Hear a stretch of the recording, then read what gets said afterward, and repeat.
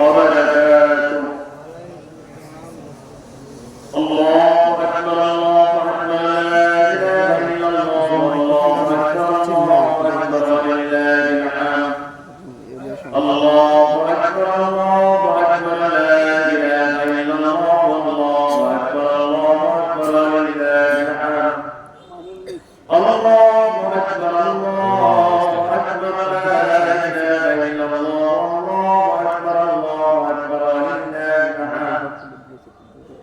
الحمد لله رب العالمين والصلاة والسلام على أشرف الأنبياء والمرسلين وعلى آله وأصحابه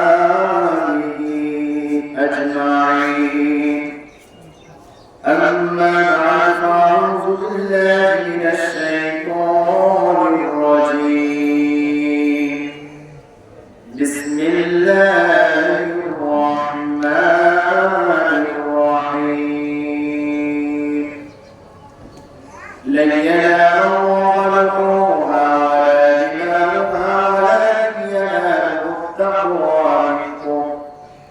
صدق الله مولانا العظيم وصدق رسوله النبي الحبيب الكريم ونحن على ذلك من الشاهدين والشاكرين والحمد لله رب العالمين. وقال النبي صلى الله عليه وسلم: من كان له سعة ولم يضح فلا يقربن مصلانا أو كما قال عليه الصلاة والسلام. قال تعالى في شأن حبيبه مخبرا وآمرا: إن الله وملائكته يصلون على النبي يا أيها الذين آمنوا صلوا عليه وسلموا تسليما. اللهم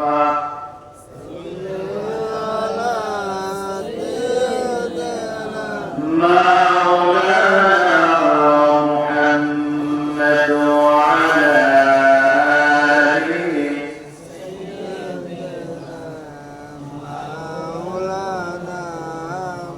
وقال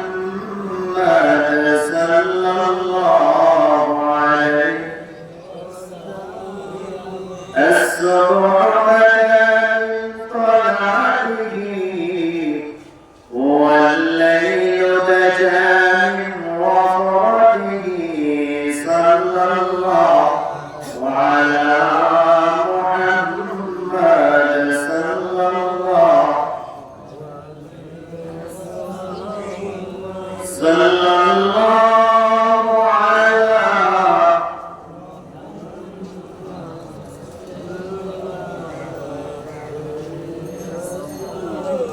सबसे आला वाला हमारा नबी सबसे आला वाला हमारा नबी सल्लल्लाहु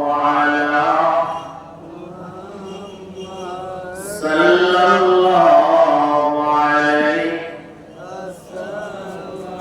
सल्लल्लाहु अलैहि मुहम्मद सल्लल्लाहु बलगल उला बिकमालिही कशफत दुजा बिजमालिही असलत जमीअ खिसालिही सल्लल्लाहु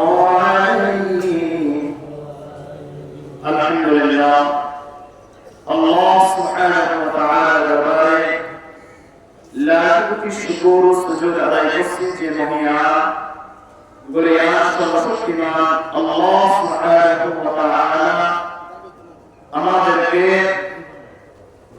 পবিত্র জিলহজ মাসে ঈদুল আযহার দিনে সালাতুল ঈদুল আযহা আদায় করার উদ্দেশ্যে ঈদগাহে আসার এবং বসার তৌফিক দান করেছেন। এজন্য হৃদয়ের সবটুকু ভালোবাসা উজাড় করে সর্বশক্তিধী সকলে আল্লাহ পাকের শুকরিয়া আদান করি আলহামদুলিল্লাহ।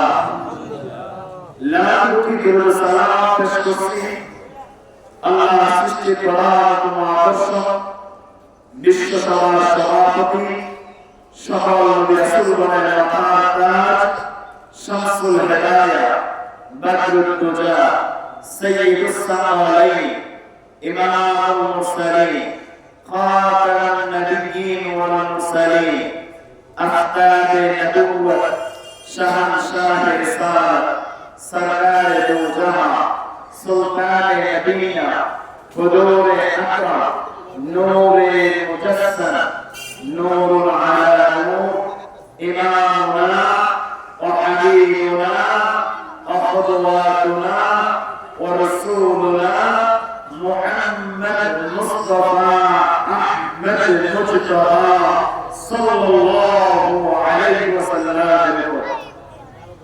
মুআজ্জাজ হাজিরিন, পবিত্র ঈদুল আযহা ইয়াউমুন নাহর অথবা কুরবানির ঈদের দিন, এই দিনটি আল্লাহ পাকের নিকট অত্যন্ত গুরুত্বপূর্ণ এবং মহিমান্বিত।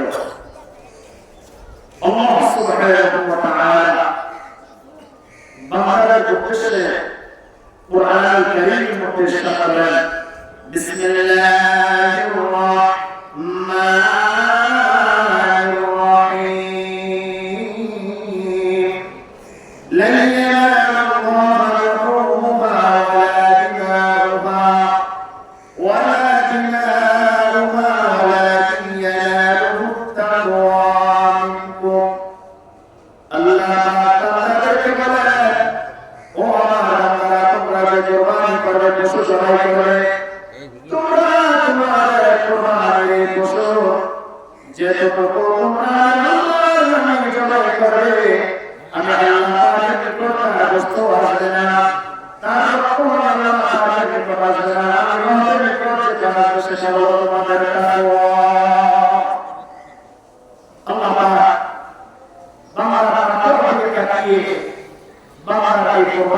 কবুল করবেন অথবা কবুল করবেন না। এই কুরবানি পৃথিবীর জমিনে সর্বপ্রথম কুরবানিটা শুরু হয়েছে কিনা আদম আলাইহিস সালাতু ওয়াস সালামের দুই পুত্র তথা হাবিল ও কাবিলের ব্যাপারে। আল্লাহ সুবহানাহু ওয়া তাআলা হাবিল এবং কাবিল দুজন যখন কুরবানি করলো, দুইজনের একজনের কুরবানি আল্লাহ কবুল করলেন, আরেকজনের কুরবানি আল্লাহ পাক কবুল করলেন না। এই কুরবানিটা সাইয়্যিদানা ইব্রাহিম আলাইহিস সালাতু ওয়াস সালামের অন্যতম একটা সুন্নাহ উম্মতে মুহাম্মাদি সাল্লাল্লাহু আলাইহি ওয়াসাল্লামের উপর সামর্থ্যের উপর আল্লাহ পাক কুরবানিকে ওয়াজিব করেছেন। সাইয়্যিদনা ইব্রাহিম আলাইহিস সালাতু ওয়াস সালাম পৃথিবীর জমিনে যে দৃষ্টান্ত স্থাপন করে গেলেন, আল্লাহ সুবহানাহু ওয়া তাআলা কিয়ামত পর্যন্ত সাইয়্যিদনা ইব্রাহিম আলাইহিস সালাতু ওয়াস সালাম এবং ওনার পরিবারের টুকরা সন্তান হযরত ইসমাঈল আলাইহিস সালাতু ওয়াস সালামের নামটা স্মরণ করিয়ে দেওয়ার জন্য তাদের কি পরিমাণ তাকওয়া ছিল, আল্লাহ পাকের হুকুম তারা কিভাবে অনুসরণ করেছেন, এটাকে কিয়ামত পর্যন্ত জারি রাখার জন্য আল্লাহ পাক এই কুরবানির বিধানটা জোর জোর করে আমাদেরকে দিয়ে দিলেন। কিয়ামত পর্যন্ত এই কুরবানির বিধানটা থেকে যাবে। আল্লাহ সুবহানাহু ওয়া তাআলা فلما بلغ معه السعي قال يا بني إني أرى في المنام الله رب العالمين قال حضرت ইব্রাহিম আলাইহিস সালাতু ওয়াস সালাম যখন তার সন্তানকে তার সাথে নিয়ে হাঁটাচলা করেন, শিশু পুত্র ইসমাঈল আলাইহিস সালাতু ওয়াস সালাম যখন যুবক বয়সে পরিণত হলেন, বিভিন্ন তাফসীরের কিতাবের মধ্যে পাওয়া যায় হযরত ইসমাঈল আলাইহিস সালাতু ওয়াস সালামের বয়স তখন 13 বছর উপনীত হলো। 13 বছরের একটা যুবক 13 বছর বয়সে যখন তার বাবার সাথে দেশে চলাফেরা করে, হঠাৎ করে হযরত ইব্রাহিম আলাইহিস সালাতু ওয়াস সালাম পরপর 3 বছর 3 স্বপ্ন দেখলেন। আল্লাহ পাকের পক্ষ থেকে আদেশ করা হচ্ছে, ও ইব্রাহিম,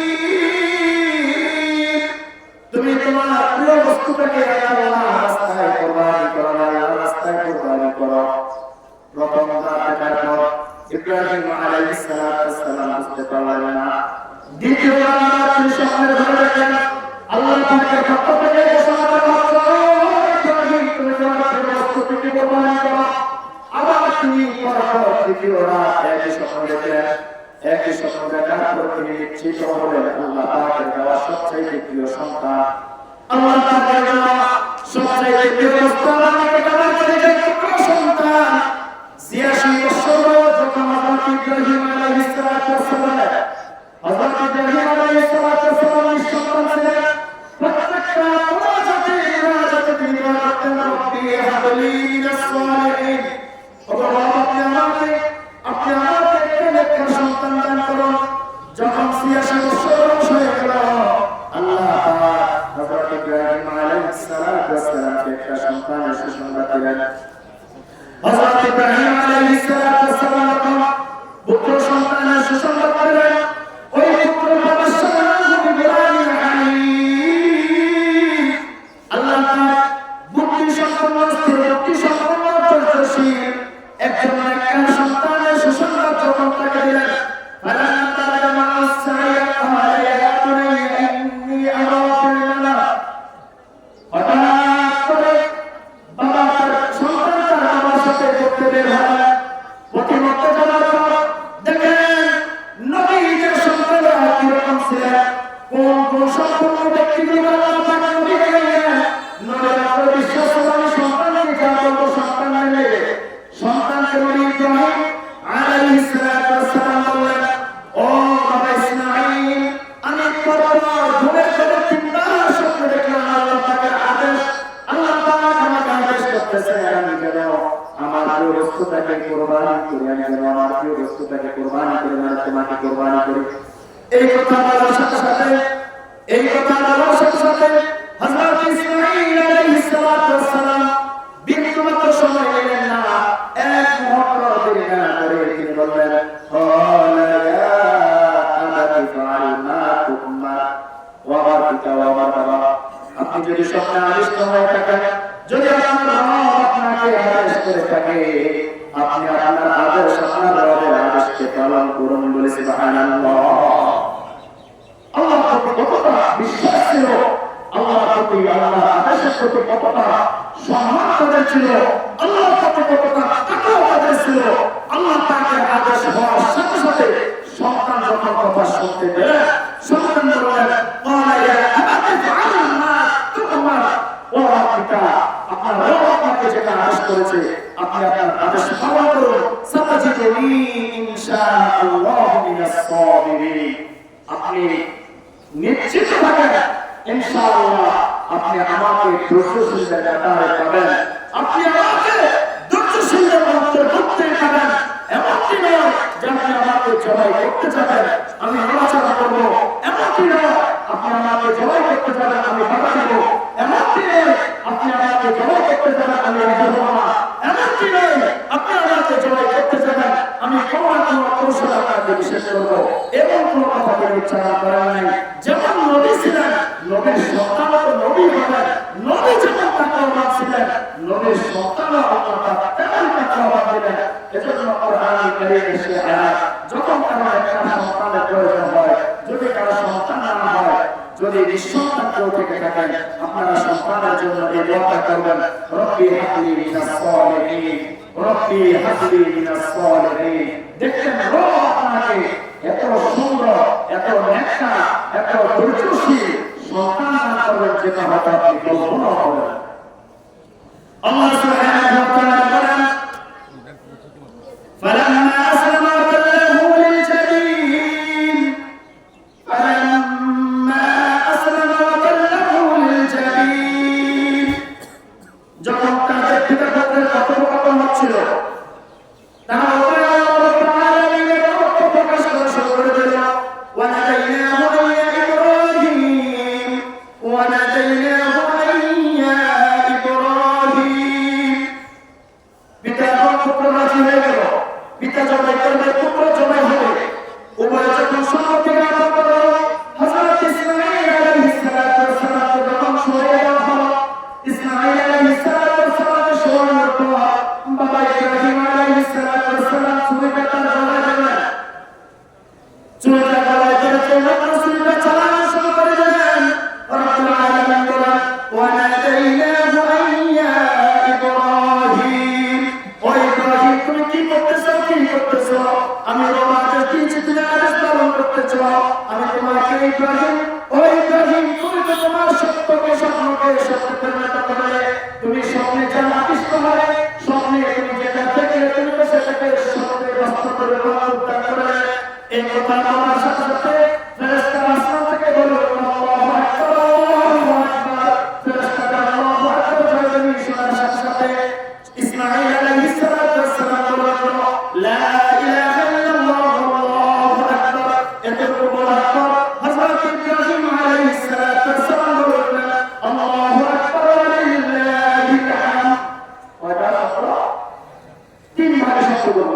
প্রথম শব্দগুলো উচ্চারণ করলেন ফেরেশতারা আসমান থেকে। কোন সময়? হযরত ইব্রাহিম আলাইহিস সালাতু ওয়াস সালাম যখন তার স্বপ্নকে বাস্তবে রূপ দিতে গিয়ে সন্তানকে সহায় দিলেন জবাই করার জন্য, ছুরি চালু করে দিলেন। এই দৃশ্য দেখে আসমানের ফেরেশতারা বলে উঠলেন, আল্লাহু আকবার, আল্লাহু আকবার।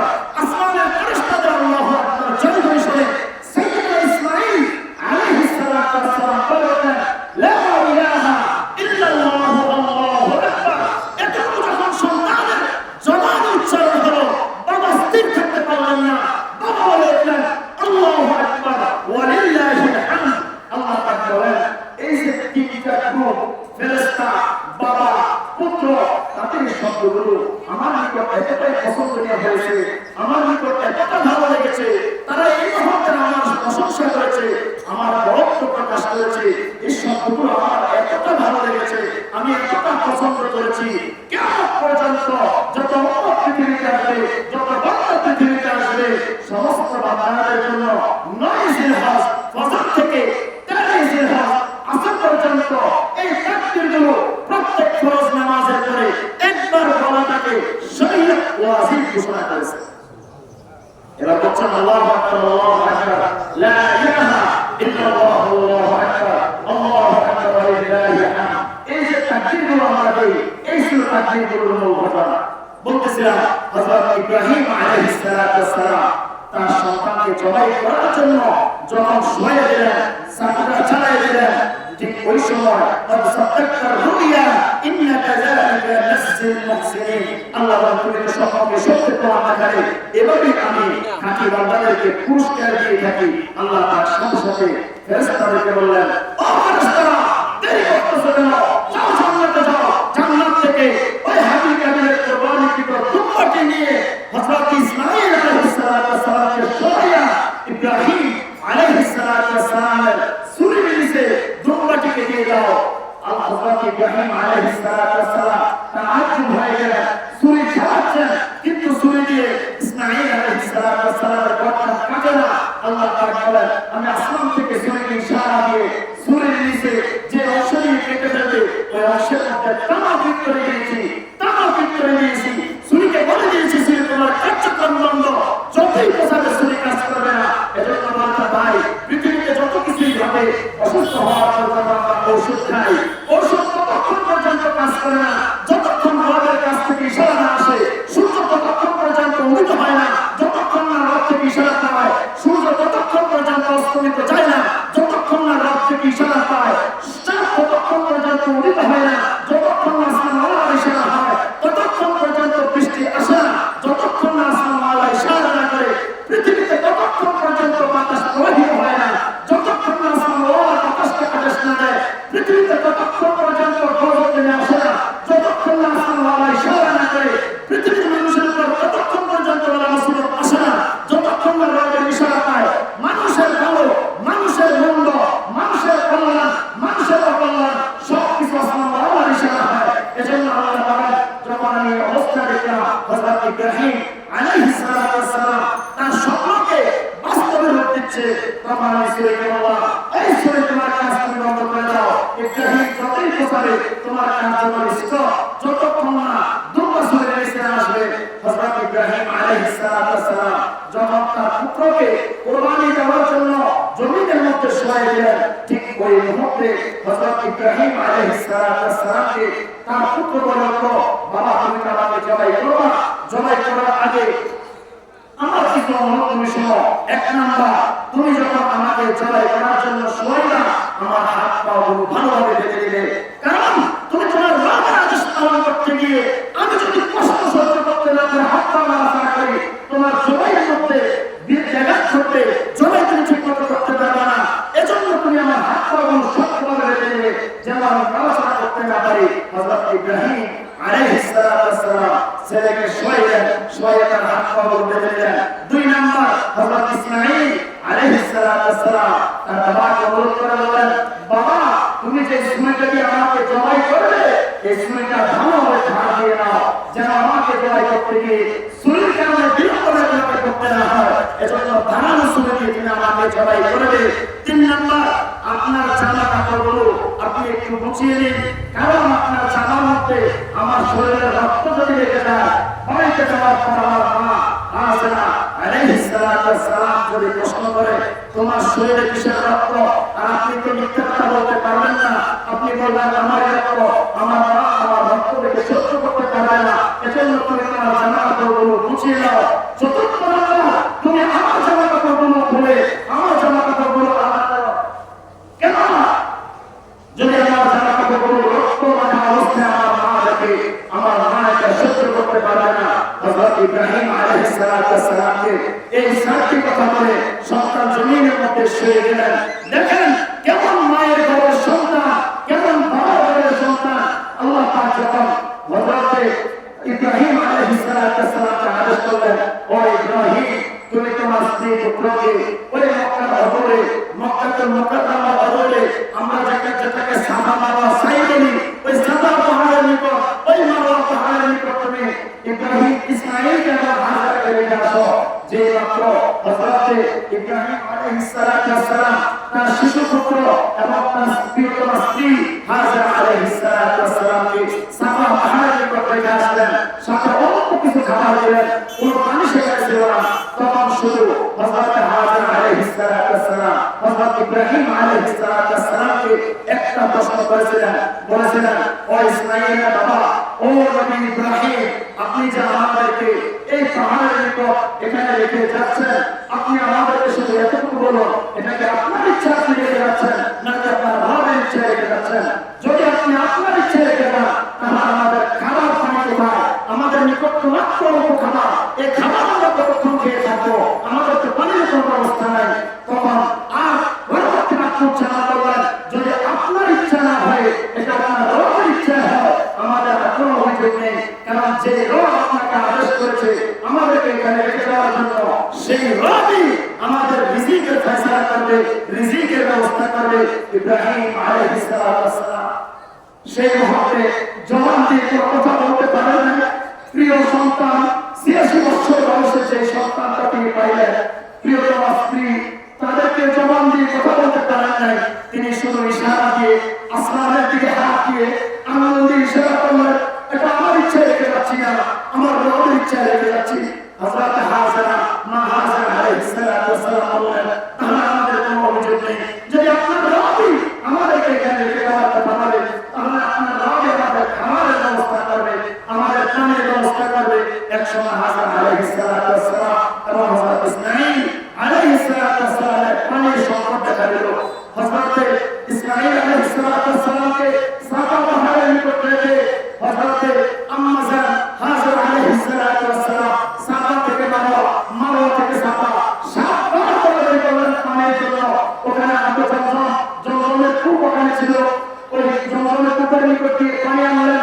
হযরত হাজরা আলাইহিস সালাম সাফা পাহাড় থেকে মারওয়া পাহাড় থেকে সাফা পাহাড়, এবার তিনি যে ৭ বার আহ্বান করলেন, এজন্য পৃথিবীর যত মানুষ হজ করবে, যত মানুষ উমরা করবে, সাফা এবং মারওয়া সাই করা তাদের জন্য ফরজ হয়ে যায়। সুবহানাল্লাহ বলেন না? কারণ আল্লাহ পাক হযরত হাজরা আলাইহিস সালামের এই কষ্টটা বোঝানোর জন্য, যেখানে সাফা এবং মারওয়া পাহাড়, যেখানে আমরা সাই করি, যেখানে আমরা দৌড়াই, যেখানে আমরা হেঁটে যাই, নিজে ইচ্ছে করলে টাইস করতে পারতেন, কিন্তু টাইস করা নাই। এখন পাথরের টুকরা দেওয়া, মানুষ যেন কষ্টটা কিছুটা হলেও বুঝতে পারে, মানুষ যেন কষ্টটা কিছুটা হলেও বুঝতে পারে, এজন্য পাথর দেওয়া এখন পর্যন্ত সাফা নামাজ। আর সাফার জন্যই দেওয়া হযরত হাজরা আলাইহিস সালাম যেহেতু সাফার আহ্বান করেছেন, এজন্য যুগ যুগ ধরে যত মানুষ হজ করতে যাবে, উমরা পালন করতে যাবে, তারাও সাফা এবং মারওয়া পাহাড়গুলো সাই করবে, এদিক থেকে ওদিকে যাবে, ওদিক থেকে এদিকে আসবে।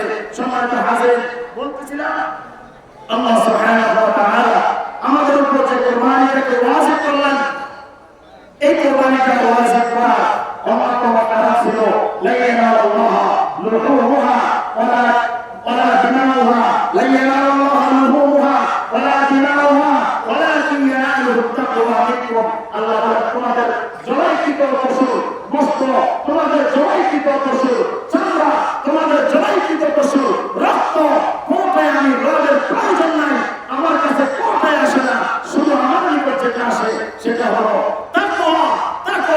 আমি শুধু তোমাদের অন্তরের দিকে দেখি, অন্তরের দিকে দেখি, কার অন্তরে কি আছে, কে আমাকে খুশি করার জন্য কুরবানি করে, আর কে নিজে গোশত খাওয়ার জন্য কুরবানি করে। সম্মানিত হাজিরিন, একটা কথা যদি বলি, একটা মেসেজ যদি দেই, স্পষ্ট বুঝতে পারবেন। আমাকে বলেন তো, কুরবানির দিন সালাতুল ঈদুল আযহা মানে ঈদের নামাজ পড়া ছাড়া যারা কুরবানি দেয়, তাদের কুরবানি কি হবে? ঈদের নামাজ পড়া আগে কুরবানি করলে কুরবানি হবে? কুরবানি হবে না। প্রত্যন্ত গ্রামাঞ্চল যে জায়গায় ঈদের জামাত হয় না, যদি এমন কোন জায়গায় পৃথিবীতে থাকে যেখানে ঈদের জামাত হয় না, সেখানে ফজরের নামাজ পড়ে কুরবানি করলে কুরবানি হয়ে যাবে। কিন্তু যেখানে ঈদের জামাত হয়, সেই এলাকায় ওই এলাকার মানুষের ঈদের নামাজ পড়ার আগে কুরবানি করলে কুরবানি হবে না। কুরবানির জন্য শর্ত কি? ঈদের নামাজ পড়া। কিসের নামাজ?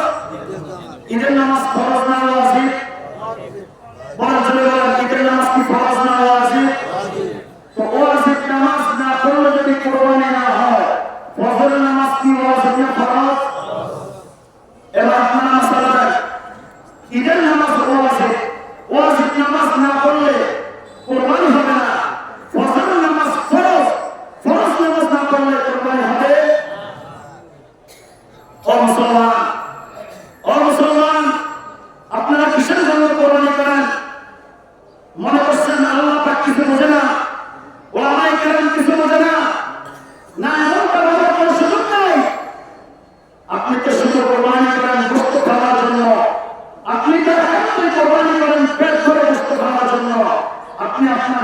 জন্য কোরবানি করেন না।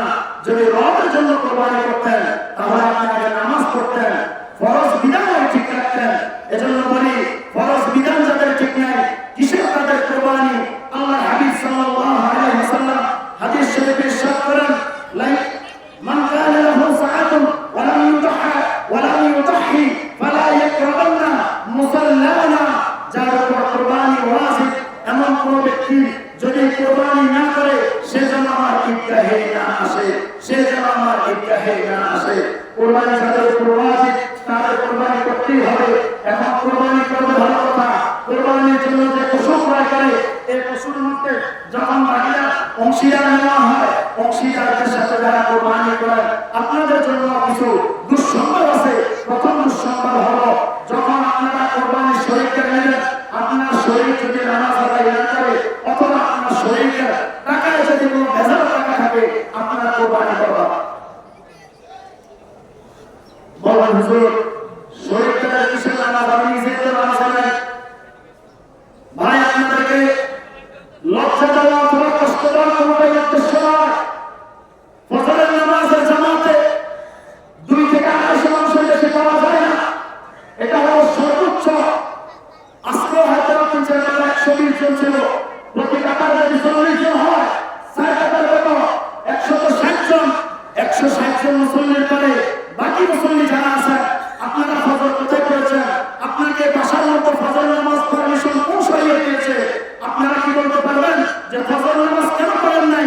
ফজর না করে কোরবানি করে আল্লাহকে খুশি করাটা হলো তামাশা ব্যতীত আর কোনো কিছুই না। সম্মানিত হাজিরিন, এখনো সময় আছে নিজেকে শুধরানোর, এখনো সময় আছে নিজেকে শুধরানোর। গতকাল সন্ধ্যায় যে লোক আমাদের সমাজ থেকে বিদায় নিয়েছে মরহুম হানিফ শাহ সরকার সাহেব, আল্লাহ পাক তার কবরটাকে জান্নাতের বাগান বানায় দিন বলে আমিন। আমার দেখা একজন আল্লাহর ওলি ছিলেন, আমার দেখা একজন আল্লাহর ওলি ছিলেন। সমাজ থেকে মানুষগুলো যখন বিদায় নিয়ে চলে যাবে, মৃত্যু নিজেকে শুধরানোর কোনো সুযোগ আর থাকবে না। এখনই আপনার আমার সুযোগ নিজেকে শুধরানোর জন্য, এখনই আপনার আমার সুযোগ নিজের আখিরাতকে বাঁচানোর জন্য, এখনই আপনার আমার সুযোগ নিজেকে পরিবর্তন করে নিজেকে জান্নাতের মানুষ বানানোর, এখনই আপনার আমার সুযোগ নিজের পরিবারকে জাহান্নামের আগুন থেকে বাঁচানোর। যদি আমার আপনার প্রাণ চলে যায়, মারাত্মক মওত যদি আমাদের সামনে চলে আসে, আমাদের জীবনটা যদি চলে যায়, মৃত্যু যদি আমাদের হয়ে যায়, এই সুযোগটুকু হয়তো পাবো না। ও মুসলমান, কোনদিন আমরা বুঝবো যে আমরা যার জন্য কোরবানি করি তার আদেশ যদি না মানি আমার আপনার কোরবানিতে কি লাভ হবে? এজন্য আল্লাহ পাক বলেন, হাবিল এবং কাবিল যখন কোরবানি করেছিল তাদের দুইজনের মনের অবস্থা থেকে একজনের কোরবানি আমি কবুল, যার কোরবানি কবুল করি নাই সেবার আমি তোমাদের সবাইকে কতল করবো। যার কোরবানি কবুল হয়েছে সেবার আল্লাহ পাক মানুষের অন্তর দেখে তারপরে কোরবানি কবুল করে। যদি এই হুকুমটা এখন পর্যন্ত হয়ে যেত এরকম, উম্মতে মুহাম্মাদী সাল্লাল্লাহু আলাইহি ওয়াসাল্লামের প্রতি পাক ইহসান করেছে, যদি এমনটা হতো কোরবানির কোনো জবাব হবে ঠিকই, কার কোনো কোরবানি হয়েছে, কারটা কবুল হয়েছে এটার কোনো সিমটম যদি বোঝা যেত, কারটা কবুল হয় নাই এটার কোনো সিমটম যদি দেখা যেত, তাহলে বোঝা যেত আমাদের সমাজে আমাদের মধ্য থেকে কয়জন আল্লাহকে খুশি করার জন্য কোরবানি করে, কয়জন নিজে গোশত খাওয়ার জন্য কোরবানি করে। শুধু তাই নয়, শুধু তাই নয়, আল্লাহ পাক হযরত ইব্রাহিম আলাইহিস সালামের সেই বিধান যদি এখন পর্যন্ত বলতে পারতো যে তুমি তোমার প্রিয় সন্তানকে, তোমার সন্তানদের মধ্যে সবচেয়ে ভালো যেটা, দেখতে সুন্দর যেটা, দেখতে হ্যান্ডসাম যেটা, দেখতে নাটুস-নুতুল যেটা, সেটাকে আল্লাহর রাস্তায় জবাই করো, তাহলেও দেখা যেত কত মানুষ আল্লাহকে ভয় করে, কারা কারা আল্লাহকে ভয় করে কোরবানি করে, কারা কারা আল্লাহর আদেশকে পালন করে। আল্লাহ পাক সাইয়্যিদনা হযরতুল নবীজি মুহাম্মদুর রাসূলুল্লাহ সাল্লাল্লাহু আলাইহি ওয়াসাল্লামের কারণে উম্মত মুহাম্মদের উপর ইহসান করেছেন। আল্লাহ পাক প্রিয় সন্তানকে কোরবানির বদলে আমাদের নিতে কোরবানির পশু নির্ধারণ করে দিয়েছেন। কিন্তু পশু নির্ধারণ করার পরে উম্মতে মুহাম্মাদিরা আল্লাহ পাকের বান্দা যারা আছি আমরা আমাদের রবের আদেশগুলো এখন পালন করি না। এজন্য সকলের নিকট অনুরোধ থাকবে, যারা কোরবানি করবেন, যারা কোরবানি করবেন, পশু কোরবানি করার আগে নিজের মনকে কোরবানি করুন। নিজের মধ্যে যে পশুত্ব লুকিয়ে আছে এই পশুত্বকে কোরবানি করুন। নিজের পশুত্ব যদি কোরবানি করতে না পারেন, বাহিরে পশু কোরবানি করে এই কোরবানির কোনো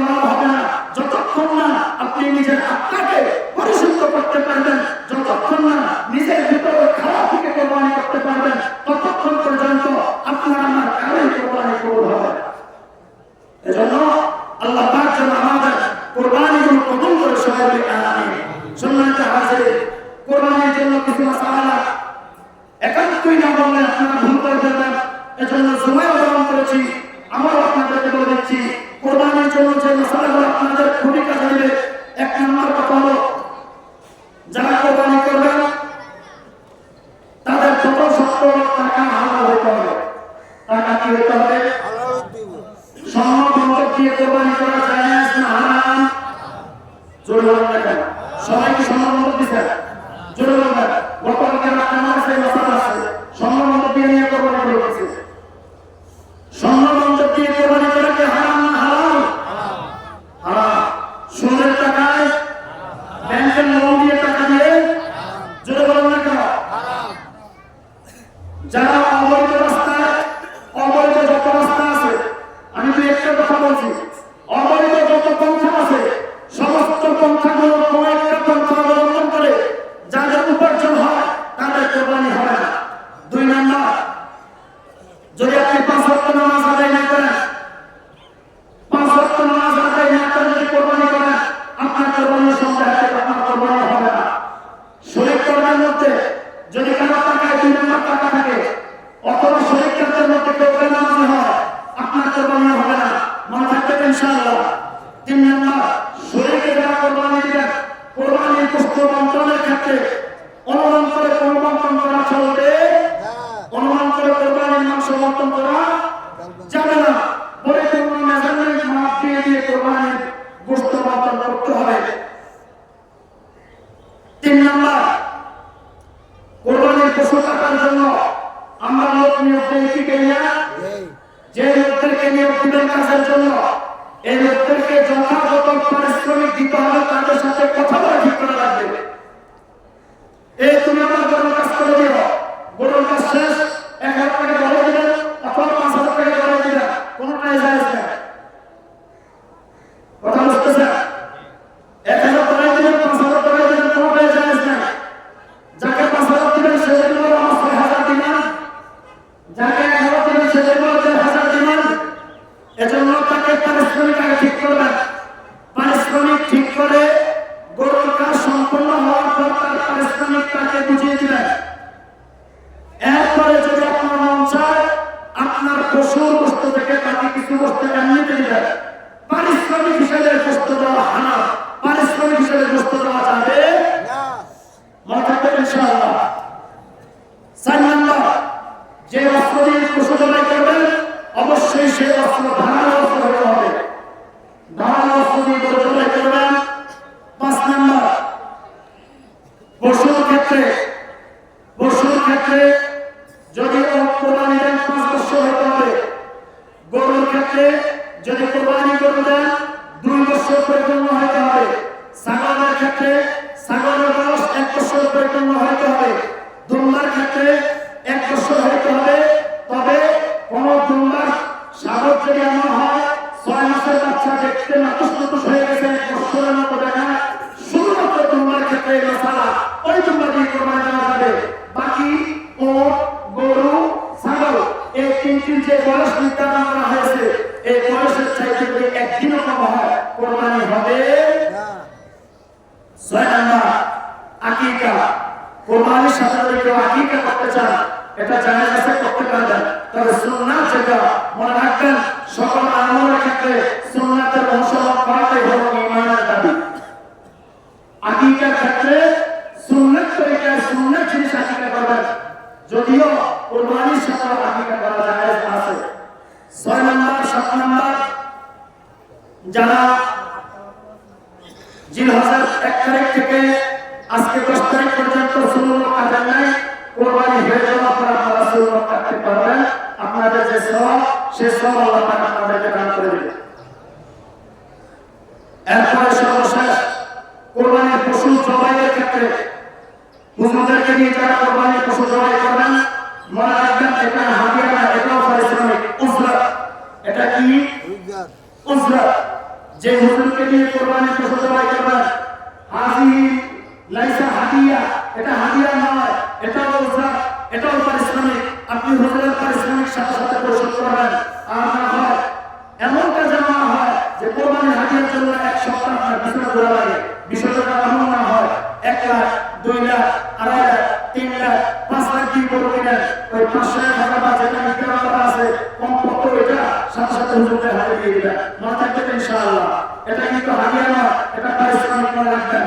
সম্মানিত হাজির, সর্বশেষ কথা যেটা সেটা হলো এই কোরবানিটা যখন আপনারা করবেন, কোরবানি কার নামে হয়? কোরবানি কার নামে হয়?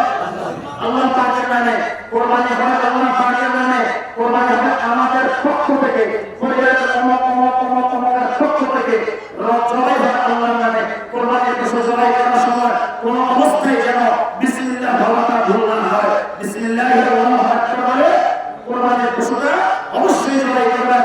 চেষ্টা করবেন যিনি কুরবানি দেন আপনি নিজের পশুটা নিজে কুরবানি নিজে জবাই করার চেষ্টা করবেন।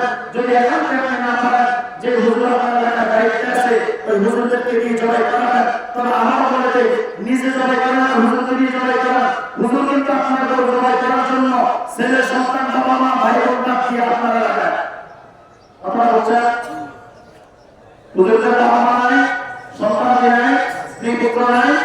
তো হুজুর যেহেতু আপনার এলাকার গরু জবাই করার জন্য আপনার এখানে আপনার খেদমত করবেন, এখানে গরু আপনি নিজে জবাই করেন, হুজুরকে দিয়ে জবাই করেন, হাতে হুজুর হাতে বসায় দেবেন। এটা আপনাদের জন্য, এটা আপনাদের উপর হুজুরদের হক, কারণ এই হুজুর সব কিছু ত্যাগ করে আপনার এখানে রয়ে গেছে। আল্লাহ তাআলা আমাদের সকলকে সহিভাবে কুরবানি করার তৌফিক দান করুক, সবাই বলে আমিন। আল্লাহ তাআলা আমাদের কুরবানিগুলোকে কবুল করুক, সবাই বলে আমিন।